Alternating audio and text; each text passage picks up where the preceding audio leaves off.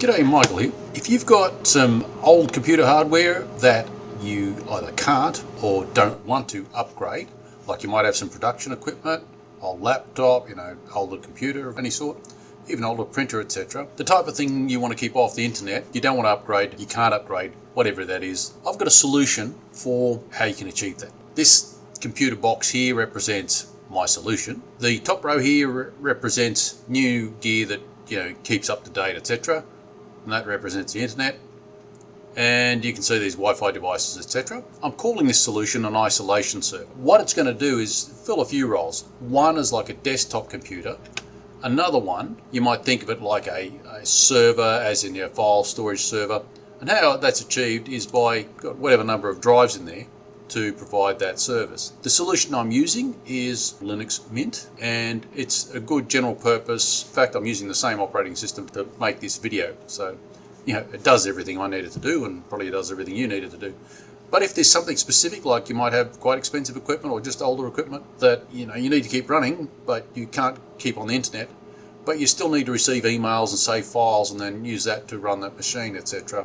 This is really ideal for you. This uses some drives on the machine to store the data, and it's going to behave kind of like not quite your own cloud service. So you can also have this as larger storage or as smaller storage as makes sense for you. What this means to how you can use it is you can have some photos on your phone and store it on the server, and then open it with your old PC or your old laptop, etc. inside the network. Or you might receive an email on your desktop computer over here. Let's say it's a DINE file and you need to make it for a machine path. You can save it on this server and load it from that machine to do its job. What's also cute about this server is the way it shares its printers. So a computer on this side of the server can print to a printer on that side of the server, and vice versa. This can print to that, as can your phone, all through this isolation server, because it does provide a separate print service which is not the same as normal networked files, etc. or internet. It's local. So you can see the flexibility of this system is quite broad, but nonetheless it keeps all of this off the internet while still providing the ability to print from your phone to that printer, or print from this old computer to the new printer, whatever it is. You can share lots of resources within your network while still keeping all of this on the bottom here off the internet.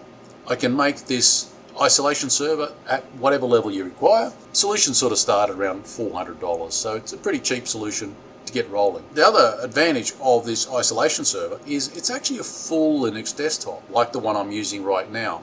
So you can also get to use it as a desktop and learn about what can be done with Linux.